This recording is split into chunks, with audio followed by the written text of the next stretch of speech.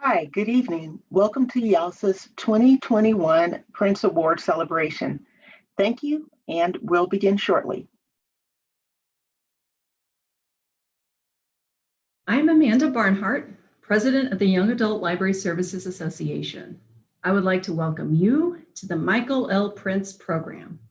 We are here to honor the 2021 Michael L. Printz Award winner and honor book winners, who are the 22nd recipients of the Printz Award. Today, we will hear from our award-winning authors, creators, and translators, Eric Gansworth, Daniel Nayeri, Luen Yang, Candace Ilo, and Tracy Chi. They have each sent videos of their acceptance speeches. I would like to welcome our winning authors' families and friends and representatives of their publishers, Levine Quirito, Macmillan Children's Publishing Group, Dutton Books for Young Readers, Penguin Random House, and Houghton Mifflin Harcourt that are joining us today. Booklist sponsors the Michael L. Printz Award. I am now going to turn the program over to Ronnie Curry, Booklist Books for Youth Associate Editor, and Ellen Spring, Chair of the 2021 Michael L. Printz Award Committee. My name is George Kendall. I am editor and publisher for Booklist magazine. The Michael L. Printz Award is an annual award given for excellence in literature for young adults. Booklist magazine is proud to sponsor the Michael L. Printz Award. It is a true pleasure for the Booklist staff to work together with YALSA and honor the vibrant community of young adult literature. Thank you for joining us to celebrate the award's newest winner and to honor books. I would like to take this opportunity to introduce my fellow committee members. Asuncion Cora, Dorothy Carlin, Jessica McDonald, Shelley Mestelers, Elena McVicker, Lauren Spector, Gregory Taylor, Marina Welmers, Edith Campbell and Kim Dare, Ronnie Curie, Booklist Books for Young Associate Editor, and Tammy Dillard Steels, Executive Director of YALSA. It is never an easy task to select one winner and 4 honor books from the many excellent books read by members of award committees. But this group of people read diligently. We read over 600 books, discussed for hours, and came up with the titles we are celebrating this evening. Please join me in thanking these committee members for their hard work and expertise. And I would just like to add too that this was during a pandemic year, which has never happened probably before. And we were able to continue on, and it was really kind of a good time to be reading. Our first speaker today is Eric Gansworth, honor book author of Apple Skin to the Core, published by Levine Quirito. Eric Gansworth tells his story, the story of his family, of Onondaga among Tuscaroras, of Native folks everywhere. From the horrible legacy of the government boarding schools to a boy watching his siblings leave and return and leave again, to a young man fighting to be an artist who balances multiple worlds. Eric shatters that slur and reclaims it in verse and prose and imagery that truly lives up to the word heartbreaking. Eric, please accept this award. Chwant Eskeneha Nwat Nyaru Eric Gansworth Giache Onuda Gehe Nu Nia Zanu Tiki Disqua Akia Dane Genuseske Niyo Wehode Hodineshoni Hatiaste Naya Hia Gia Jehne Sawetnase U Gieste Ogunena Newa Gese De Neya Oni Nia Netihodi Da Ge Giata. Greetings.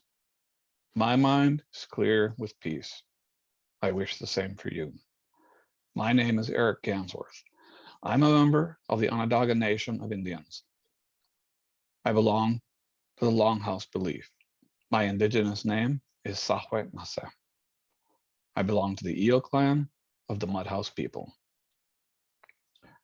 Traditionally, for public speaking, after introducing myself, I'm expected to do two things. First, be thankful to gather in the good mind. Second, apologize for the errors I will inevitably make. I'm most afraid of leaving someone out of these acknowledgements. I know it will happen. So if you're that missing person, I hope you find it in your heart to understand it's merely a reflection of trying the impossible task of mapping a book's trip toward publication. So I'd like to thank my family up front. First, my partner, Larry Plant, who usually goes by Bumblebee in my work. Though neither of us can remember in our long shared history where this name came from. None of this work gets done without that kind of commitment. Before COVID, I usually only saw my extended family at funerals, birthdays, weddings, and graduations. I should clarify, my immediate family is about 65 people. My extended family, cousins I grew up with, and their kids clock in at around 300. They're private people, mostly still living on the res, 5 miles by 7 miles, home to 1,200 people altogether. For a long time, I lived the farthest distance, a whopping 9 miles away. At the last pre-COVID funeral, one cousin asked what my next book would be about. And then she paused and said, "Us again?" I said, yes, more or less. Really, I meant more, not less.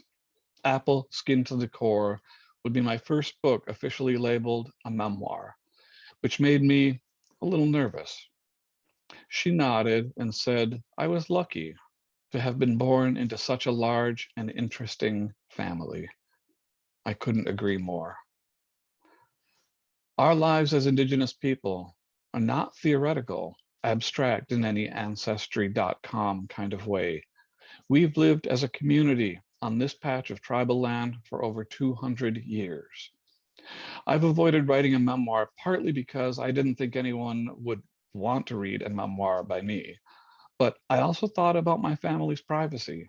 I told them ahead and said I'd respect their desires if they wished not to be identified.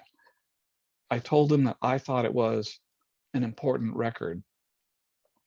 Though it was about us, it was for those coming after us, a document of our time in our community. Most were supportive and excited. I hope they understand without them, this story does not exist. Thank you next to YALSA, Booklist, ALA, and the members of the Printz Committee that this year, who in our shared love of the word, looked at this super weird book, a book that does not exactly roll out the red carpet for a broad readership, and still put it in their maybe pile. Unbelievably, when the smoke cleared, they had found a place for it on their honor list. I want to offer a special shout out to the writers whose speeches were posted on the ALA website.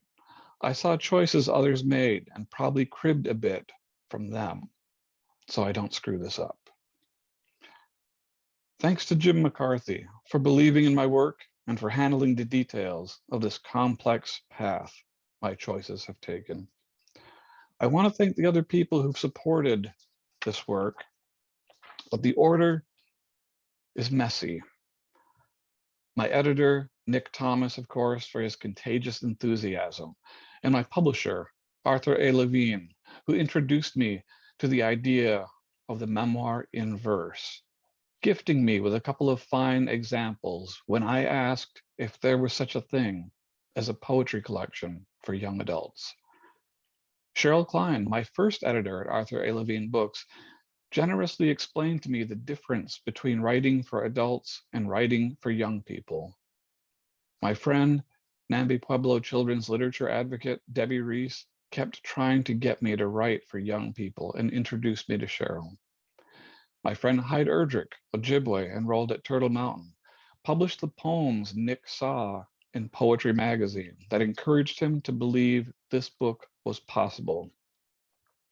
Award-winning Muskogee Nation writer Cynthia Leidig Smith defies the laws of physics and the amount of work she gets done, and she still finds time to get other writers to believe in themselves. She does this for me. You can see the impossible crossroads of events that lead to a book coming into the world. Because this is a memoir, it seems like everyone who's had an impact on my artistic life should be here. Writing's acceptance on a deadline, I feel like a panicky Charlie Kaufman, the film adaptation. Soon I'll be thanking the asteroid that killed all the dinosaurs for its unexpected help in writing this book. I should have known better than to say I'd likely never write a memoir. Much of my career has been somewhat accidental. I don't mean to suggest I'd inadvertently discovered a book on my desk that I'd apparently written on the sly. I was always serious and dedicated. I set concrete career goals. They just rarely came to fruition. Instead, remarkable opportunities that I'd have never dreamed of miraculously appeared.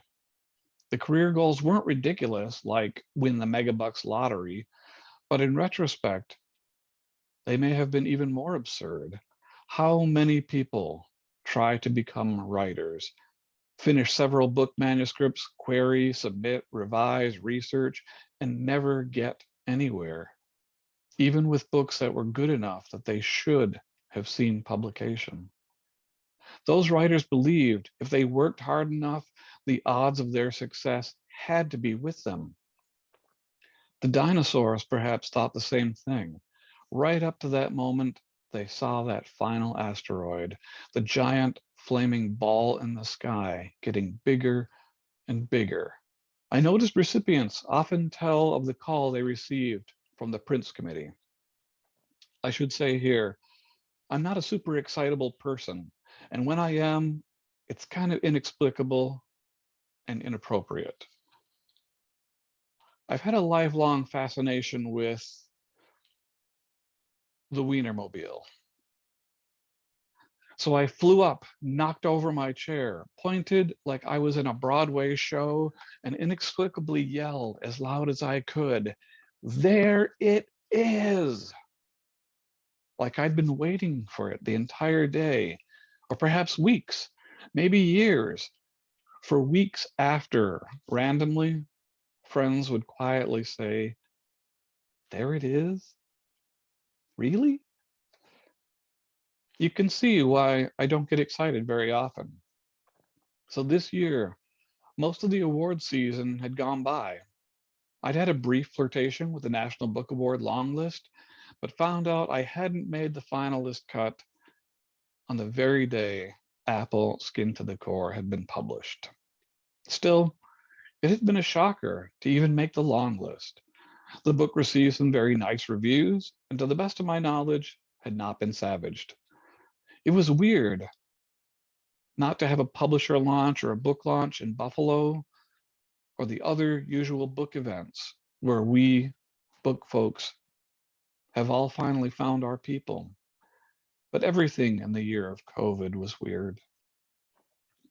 In January, I'd been invited to a virtual conference. Antonio then asked if I'd be available Friday for a Zoom meeting on a new marketing strategy. I thought Zoom was a little formal, but agreed. I could put off pizza night in my extremely exciting life for an hour or so. Entering the call, I saw a large group of strangers and thought I'd somehow Zoom bombed someone else's meeting. Then, relieved, I saw a couple faces I recognized. Before I could say anything, I heard one of the strangers say, "On behalf of the Printz committee." And then I heard little else. Mostly what I heard was the voice inside my head repeating, "Don't cause another Wienermobile incident. Don't cause another Wienermobile incident." I have no idea what my face looked like, but I found tears were running down my cheeks, which itself seemed impossible. I am not a crier, not even reluctant, tough res kid tears. My family home of several generations burned down, and I didn't cry. I'd lost both of my parents with very little crying. To show tears is to also show fears.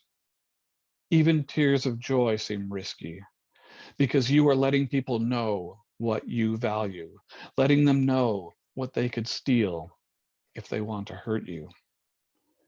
As an Indigenous person on this continent, I am always aware of what can be taken away.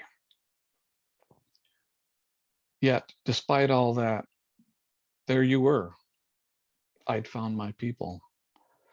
Suddenly, they included Daniel and Candace and Jean and Tracy. Thank you, members of the Printz Committee, for welcoming my challenging book about racist slurs and reservation life and leaving home and the deadly legacy of the Indian boarding schools into the company of these lovely books, celebrated and selected solely for their literary merit. And thank you to everyone else who helped along the way. Nyawa. Thank you. Nyo. Our next speaker is Luen Yang, honor author of Dragon Hoops, published by Macmillan Children's Publishing Group. Jean understands stories, comic book stories in particular, big action, bigger thrills, and the hero always wins. But Jean doesn't get sports. As a kid, his friends called him Stick, and every basketball game he played ended in pain. He lost interest in basketball long ago, but at the high school where he now teaches, it's all anyone can talk about. The men's varsity team, the Dragons, is having a phenomenal season that's been decades in the making. Each victory brings them closer to their ultimate goal, the California State Championships. Jean, please accept these awards. Hello, American Library Association. I am so thrilled to be with you all, even though it's through this little glowing rectangle on a screen. I'd like to start by congratulating my fellow Printz honorees, Eric Gansworth, Candace Ilo, and Tracy Chi. And a special congratulations goes out to the Michael L. Printz Award winner of 2021, Daniel Nayeri. I am so honored to be on this virtual stage with such astonishing authors. I'd also like to thank the 2021 Printz Award Committee.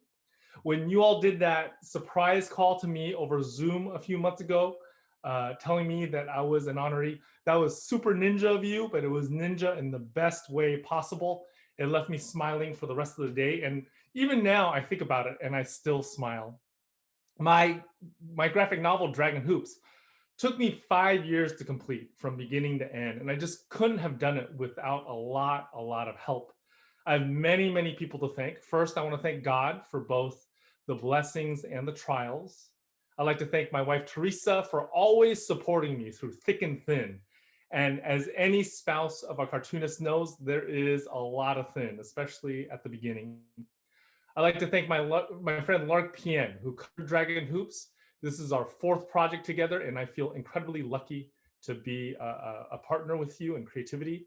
I'd like to thank my art assistants, Rianne Myers and Colby Yang, without whom I would have missed way more deadlines than I actually missed. I'd like to thank my agent, Judy Hansen, for her constant vigilance and guidance. And also thank you to the entire team at First Second Books. Callista Brill, Robin Chapman, John Yeged, Jen Besser, Allison Verost, Angus Killick, Rob Steen, Kurt Benshoff, who did this amazing cover that feels like a basketball, Alex Liu, and everyone else who put time and energy into Dragon Hoops. I especially want to thank my editor, Mark Siegel.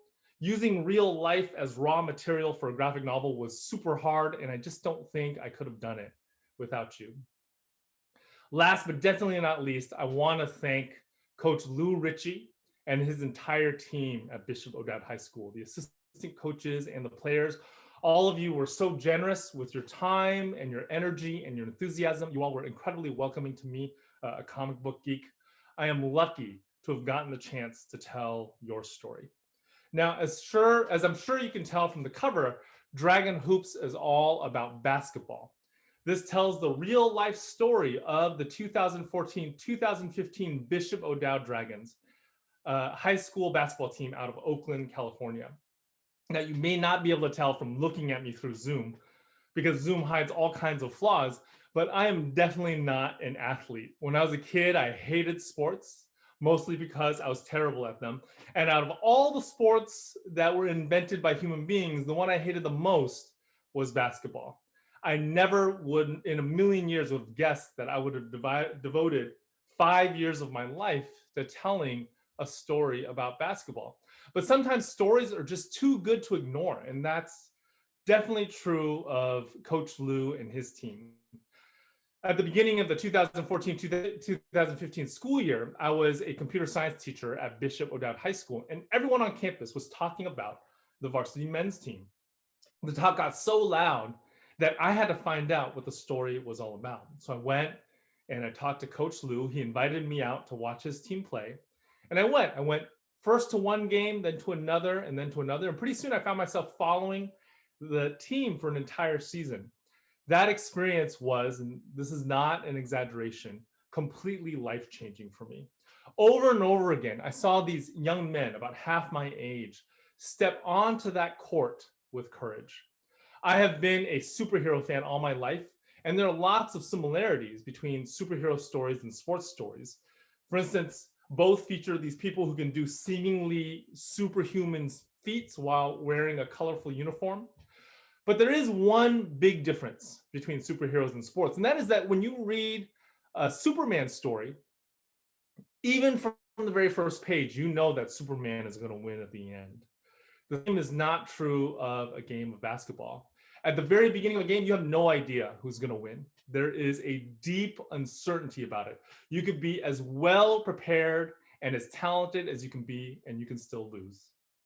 The young men on that Dragons team knew that many of their most vivid memories in their entire lives were going to be made on that court.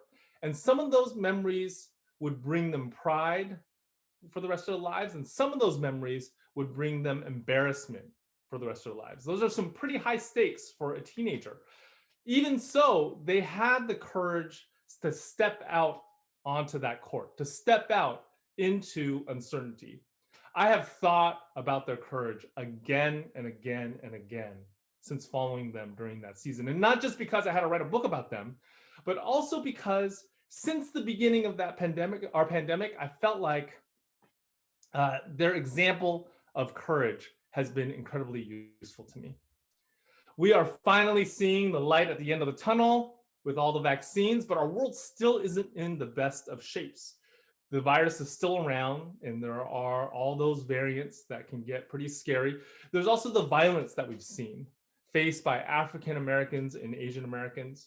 There's major devastation in large sectors of our economy. There's no question that even now, a year and a half after the beginning of COVID, we are in uncertain times. I hope we can follow the example of the young men on that 2014-2015 Bishop O'Dowd Dragons team.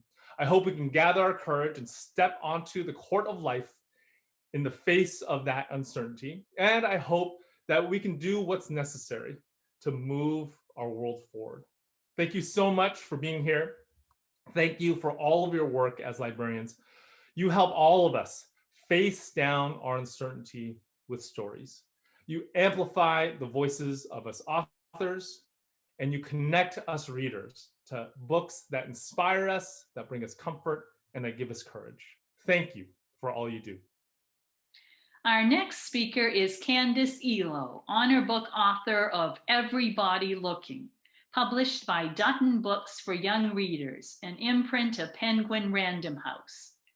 When Ada leaves home for her freshman year at a historically Black college, it's the first time that she's ever been so far from her family, and the first time that she's been able to make her own choices and to seek her place in this new world.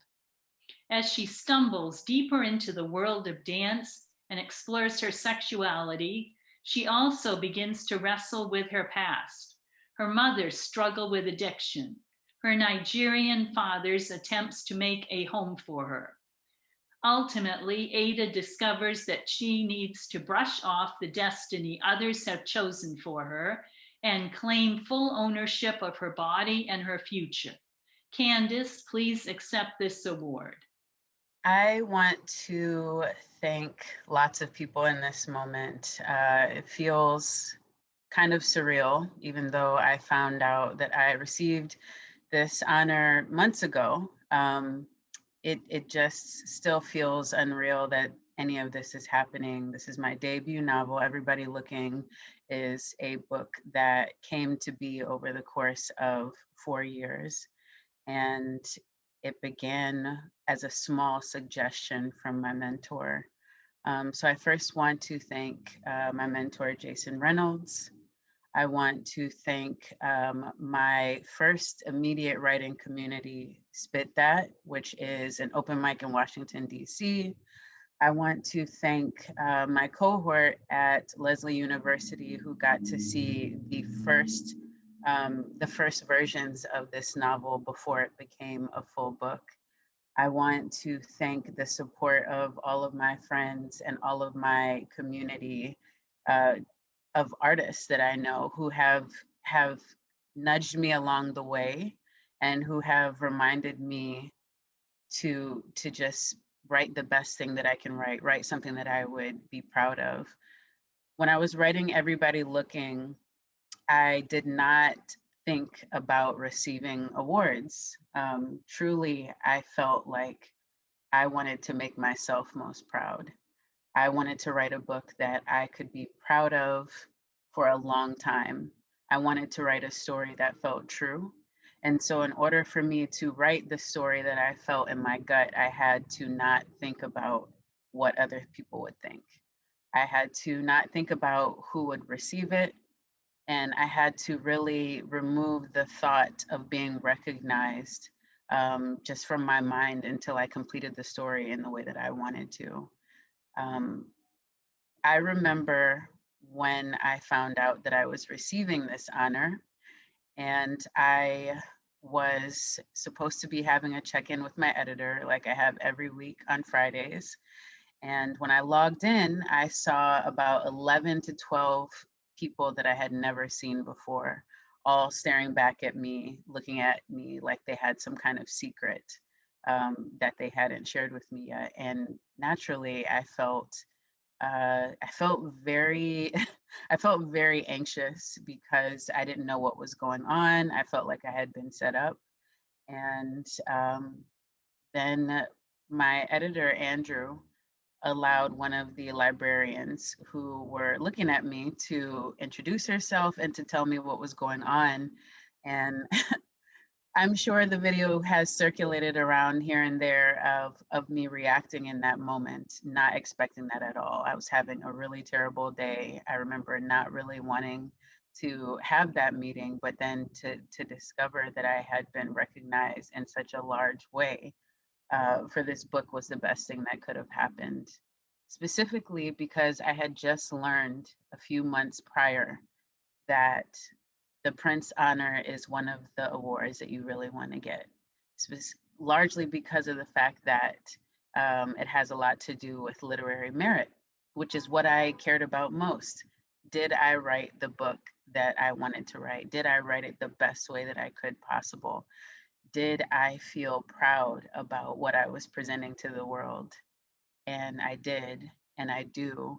And I'm just so grateful that somebody besides myself feels that way, somebody who doesn't know me. Many people who hadn't met me, but who had read my story felt that way. I will be spending a long time trying to find the words to describe how that feels. But right now, I just want to say that I am grateful. I am grateful to all the librarians out there who saw something special in my book and wanted it to be honored. And I'm grateful to all the librarians who put my book into young people's hands. I am grateful to all the librarians and the teachers who champion my work and see it as something that young people would appreciate and need. Thank you. Thank you. Thank you. Our next video is Tracy Chi, honor book author of We Are Not Free, published by Houghton Mifflin Harcourt. Chi presents We Are Not Free, the collective account of a tight-knit group of young Nisei, second-generation Japanese American citizens, whose lives are irrevocably changed by the mass US incarcerations of World War II. Tracy, please accept this award. First, I'd like to extend my biggest congratulations to Eric, Jean, Candace, and Daniel. It is such a privilege to have my work listed among yours. You know, I've been thinking a lot about what it means for a story about the Japanese American incarceration to be recognized in 2021. In 1942, following the attack on Pearl Harbor, more than 120,000 people of Japanese ancestry, including my family, were stripped of their rights, evicted from their homes, and imprisoned behind barbed wire fences. Most of them, like my grandparents, were American citizens, born and raised in this country, and yet they were considered foreigners, aliens, other. They were the targets of racism and prejudice, exclusion and abuse and violence, both from their fellow Americans and from the federal government itself. And I've been wondering what it means for us to still need this story almost 80 years later at this political moment, amid this pandemic, during this precipitous rise in anti-AAPI hate crimes. And what I think it means is that the hate we are contending with today is not new, but very, very old. And yet somehow it still surprises us. I was surprised the first time I heard about the incarceration. My grandparents were teenagers when they were forced from their homes. My grandmother, age 13, was sent to the temporary detention center at Tanforan, a former racetrack, where she and her family were crammed into a horse stall. A single stall meant for a single animal, housing a family of 8. Or my grandfather, age 16 at the time of the mass eviction, learned to drive at the incarceration camp at Topaz, Utah, where he also graduated from high school. That's where he met my grandmother. That's where they fell in love. They spent some of their most formative teenage years in these desolate, isolated incarceration camps, and for decades, they just didn't talk about it. So I knew none of this until I was 12, when the San Francisco Unified School District decided to award honorary diplomas to people who would have graduated from their schools if not for the incarceration. Now, I don't remember the details or the ceremony or even learning that much about this history, but I do remember the local newspaper doing this big write-up on it. And in that article, I remember my grandfather saying, "Where were the bleeding hearts in 1942? That anger, that bitterness, that sense of injustice, that's what stuck with my grandfather 55 years later. Even at age 12, I knew that was important. I could feel it. This was something big and indelible, something that had left its mark on my grandfather, on my family, on all of us, even if we didn't know where it had come from. But how could we have not known? When I was interviewing my great auntie Mary in 2016, she told me about these 2 girls in her neighborhood, daughters of a couple Japanese teachers. And shortly after Pearl Harbor, the FBI separated the family, sending the parents to a special Department of Justice camp for Japanese community leaders, while the children were left behind in San Francisco to be rounded up later and shipped to one of the temporary detention centers with the rest of Japantown. And I remember sitting at Auntie Mary's kitchen table and watching her shake her head and say, with the same surprise, "How could they do that? But they did. 120,000 people incarcerated without trial or even charges, children separated from their parents, the community at the Tule Lake Segregation Center tear gassed and terrorized at gunpoint. How could they do that? But they did. This question, I think, comes up again and again, not just in the Japanese American community, but in the Asian American community and so far beyond us. Rights stripped away, abuses committed by institutions we're supposed to trust, people attacked in grocery stores, on city sidewalks, at their places of work. This isn't just Asian American history. This is American history. This happened here, to us, perpetrated by us. This is part of the fabric of who we are and have always been. And as I look around the country right now, I can see clear as day that this history is still with us. What does it mean for this story to be recognized in 2021? As I told Ellen and the Printz committee when they so wonderfully ambushed me with the news, it feels special and it feels important. And it gives me hope that we will no longer allow ourselves to forget. We will no longer allow ourselves to be surprised. So I'd like to thank you all. Thank you to YALSA and the committee and every single reader who has picked up this book or put it in someone's hands for recognizing this history. These stories, my family's stories, as being vital and valuable and worth remembering. Thank you for seeing this. Thank you for seeing us. Thanks to my agent, Barbara Powell, and to my editor, Kat Onder, as well as Ed, Ellen, Gabby, Tara, Lisa, Amanda, Taylor, and everyone at HMH who had a hand in bringing this book into the world. You embraced this project with a sense of purpose I could have only dreamed of, and I am so grateful. To my family, to Mom and Auntie Katz, who have been with me on every single step of this journey, to both of you, and to Dad, Chris, Jordy, and Cole. Thank you for all the ways you have supported me over the years. I would not be here without you.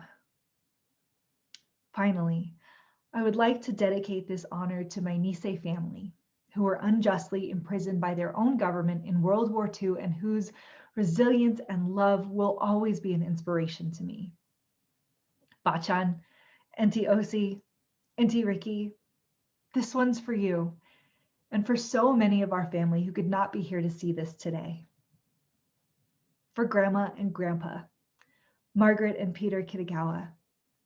For Ji-chan, Michio Iwata. For Auntie Mary and Uncle Aiji Uchiyama. For Uncle Koji and Auntie Mitch Kawaguchi. For Uncle Mickey, Mutsuo Kitagawa. For Uncle Yosh and Auntie June Kitagawa, and for so many others. Thank you for entrusting me with your experiences and your memories. It has been a gift and an honor and a responsibility to turn those stories into We Are Not Free. I hope I have done you justice, and I hope I have done you proud. I love you. Our last video of the evening is from Michael L. Printz, award-winning author of Everything Sad is Untrue, A True Story, published by Levine Querido. Daniel Nayeri, author. Daniel, please accept this award. Welcome, everybody. My name is Daniel Nayeri, and I'm the lucky and grateful recipient of the 2021 Michael L. Printz Medal for my book, Everything Sad is Untrue, A True Story. Back when I was an editor at Houghton Mifflin Harcourt, we had an executive who would walk into every meeting and say, "Whose meeting is this? What's the headline for this meeting?" And if you had been the one to call the meeting, you'd raise your hand meekly and offer whatever reason you had for gathering everyone. And heaven help you if your headline could have been a simple email. It was brusque, demanding, and a truly American way of starting a conversation. Straight to the point, goal-oriented, time is money, let's go, let's go. For my Persian self, who thinks of conversations as layered opportunities for circumlocution about goals, sure, but also our orientation to one another as colleagues and humans, and the nature of goals themselves, and our cosmic purpose, even in weekly logistical meetings. You can imagine, I barely survived the first 5 minutes of every meeting with my job intact. But over the years, I've come to love this approach to meetings. Maybe I've sat in too many pointless ones, but I appreciate the respect it conveys that, ladies and gentlemen, the last thing I want to do is waste your time. Even in the metaphorical ballroom of this evening, as you drag your fork down the precipice of a sharply cut cheesecake and refuse the coffee going around and wonder if you shouldn't have had that second dinner roll when you realized the chicken was simply too dry to wash down, and so you went for it for the butter alone. Even then, when I could be droning on the names of my loved ones, as you sneak a look at your phone and wonder where the wild librarian after party will be this year, I want to convey my respect to you by saying, I think this is my meeting. Well, actually, it's YALSA's and book lists and the American Library Association's meeting, but they've given me the floor for a moment. And the headline for my talk is, well, it's actually 3 headlines. Sorry, publishing executives of the world, I needed 3 facets of what it means to have the 2021 Printz Medal awarded to a book like mine. The first is the charity of the award. The second is the change it encapsulates and offers. And the third is the charge it demands. The charity, the change, and the charge. You see, I've alliterated them because this is a writer's award, and it'll help us remember the charity, the change, and the charge. Incidentally, this will also be my life story, abridged, of course. Your time is precious, after all, dear listener, and for the far less precious currency of a few dollars, you can already get my whole life story in the form of the award-winning book, Everything Sad is Untrue, a True Story, at your local bookstore. So I will focus on our 3 headlines, plus a life story, abridged.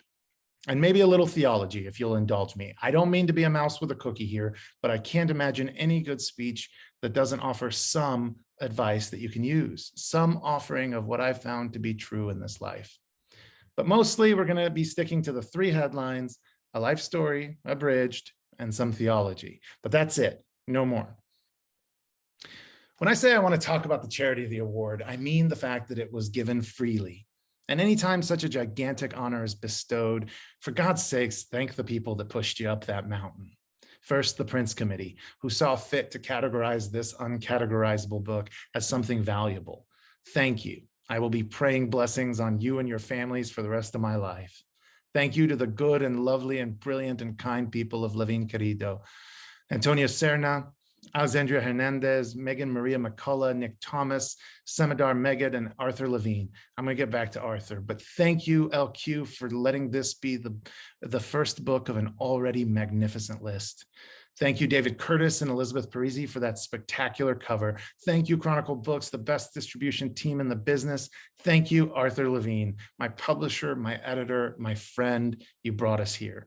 Thank you to the wonderful folks at New Leaf Literary, Abby Donahue, Victoria Henderson, Meredith Barnes, Puya Shahbazian, and many others. Thank you, Joanna Volpe, agent and visionary, and captain of the team I can only describe as the hustle team all universe. The reality is that I owe thanks to a great many people for their charity. And I mean charity in the old school sense of the word, freely given grace, the charity we give to each other when we are the best of ourselves, the forgiveness. That's charity, isn't it? Forgiveness is the greatest thing we can give to one another for the very reason that it is the most expensive. It is not a cheap love. It isn't the loose change we will not miss from our pockets. It is charity that will cost us to offer. And this boundless charity is what I mean when I thank my son, and most of all, my wife, Alexandra, who loved me and without whom I would be lost. Of course, I must also thank my mother, whose love was freely given, who followed her faith and saved us as children in the most obvious metaphor of charity I can imagine. It was my mother's love and sacrifice that took us from a refugee camp to Oklahoma. It was her experience of the same that gave her the faith to do so. Thanks, Mom. We did it.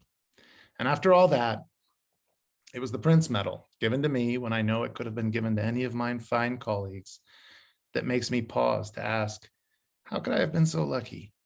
Thank you, all of you. The headline for that meeting was, no one deserves such a prize. It has to be given freely. It has to be received as a community. Thank you, Jesus and friends and family and colleagues, ALA, YALSA, book list, every reader, every librarian, every teacher. You've changed my life. And so we come to the second part of what it means to give a speech about receiving the Printz, the change it encapsulates and offers. To explain that, I have to take you to the beginning. When we arrived in the United States as refugees, we were given asylum due to the kindness of an elderly Oklahoma couple who sponsored us and gave us a place to stay for the first couple of months as we got on our feet. Jim and Jean Dawson's charity started my American life, and I thank them with all my heart. They have both passed, and I pray the angels led them into a refuge of their own. When we came, I often mentioned what I had with me: 2 peach pits and 3 micro machines. They're such a perfect image of a little boy's pockets, toy cars, and the stones to use as ramps and obstacles for the toy cars. You could spend endless uncertain hours in embassies and airports with those alone. In my backpack, however, I had something else that I'll show you. It's the only book I owned. This is it. It's a staple-bound, digest-sized booklet that was actually a promotional prize for a juice box company in Dubai. Here in the book, we have this polar bear mascot traveling the wonders of the earth. Every picture is ghosted out in black and white. And as you buy more juice boxes, you get stickers that you can apply to the booklet to color the bear's adventures around the world. You can imagine how captivating it would be to a boy who's on the run with his mother, knocking on the doors of every embassy for asylum, to see this joyful bear galumphing from the Eiffel Tower to Machu Picchu with no problem and no visa at all. I love this book. I had no idea how little I had or how much charity I required for my daily bread. But as I look back, I see that progress. It is only in retrospect that we see the course and meaning of our lives. Here, I'm standing before all of you now, a creator of books, specifically the creator of a book with a shiny new sticker you could never buy, not with all the juice box money in the world. That's one aspect of the change the medal has shown me. Jump forward with me in time and I will tell you another. It is the story of a librarian who I will call Ms. Browning at the Edmond Public Library in Oklahoma, who gave me a job as a library page when I was 14 years old. My job was to shelve books, scan them in or out for patrons, and arrange the chairs in the events room for community events. Most of the time, I would push my cart into the stacks, pick up a random book, read a few pages, shelve it. The next book I might flip through for the pictures. Then I might lose 20 minutes in the pages of the third. You can see I was a terrible library page. Ms. Browning's charity let me work at that pace and live in those books. And even when I found the mass market paperback of The Fellowship of the Ring, checked it out and read it over and over again all summer, it was Ms. Browning who gifted it to me rather than charge me $50 in late fees that fall. Can you imagine a bigger change than a boy who had no books, suddenly free to read any book in an entire library? I can't. I have so much to thank librarians for. That's the second change this award reminds me of. But I'll tell you one more. I wrote Everything Sad is Untrue over a decade or so as I commuted to work in New York City. The F train from Fort Hamilton to 53rd, the R train from Astoria to West 4th, the 86 bus from Jersey City to the Path station. I scrabbled together notes on my phone, stood in the back so that I could lean on the glass and write whatever I could in the nooks and crannies of my day. As I worked a 9 to 5, which are really 8 to 6s these days, and a night job on top of that for most of the time. It has been a long road to this day. But a couple of months ago, because of this award, I was finally able to become a full-time writer, something I have dreamed of since my days as a library page in Edmond. Can you imagine a bigger change in a work life than having 2 jobs, hanging onto a strap and holding a notepad with one hand in a crowded train to scroll out a novel with the other, and sitting at your desk in the morning with enough time to breathe and wander a little? I can't. I don't understand why or how it happened. I don't, but thank you. I will not squander this chance to write more books for young readers who might be sitting in the stacks of one of your libraries, reading their hearts out as we speak. The headline for this meeting was an act of charity, whether it be sponsoring a refugee family, the forgiveness of a library fine, or the award of a literary prize can change a life. Or, love given freely is the only good change we can muster for each other. It is the only blessing that matters. And if we look at our lives honestly, at the charity we required and were given, all of us in some way, then we understand there is a charge to being so blessed. That is our third and last quality of an award like this, the charge it demands. But let me put it another way. When you write a speech like this, you better 1, thank your people, 2, express what it meant to you, and 3, give something back. But what is that thing a writer can offer if given 15 minutes to speak to the kings and queens of this world? Because let me be clear, if you would have been among the lucky folks at this metaphorical gala and award ceremony, you are the royals I am speaking to, the people who have been given the most in this world. I don't mean to erase the struggles of your individual lives, but I will tell you that if you ever visit a refugee camp, if you ever meet these fellow humans, you might look back on your own journey and see more blessings in it than before. And if you do, as I do, then the charge is to go and share just a small part of it. That's the charge. Give, however you can, wherever you are called, whatever amount. Give a little, but give. Dear kings and queens, give to organizations like Heifer International, if you like, or give love to the unloved in your family. Give attention, please. Give books to the kids in the community who seem least likely to read them. Give food, give money, give, and I swear to you, there is a return on the other side. If you are tired of me talking, I will give you a reprieve. After all, your time is precious, and you've already given me so much. The headline for this meeting is that freely everything has been given to us. Why not freely give? Our lives are short. Mine has been wild thus far. I hope to write 100 more books. I hope you will read them. I hope we can shake hands one day and see one another. I hope you are as blessed as I am. I hope one of those blessings is the ability to see it in the first place. I hope you give. I give you my thanks and very much love. Thank you. Thank you for joining us. This concludes our 2021 Printz Award celebration. Thank you.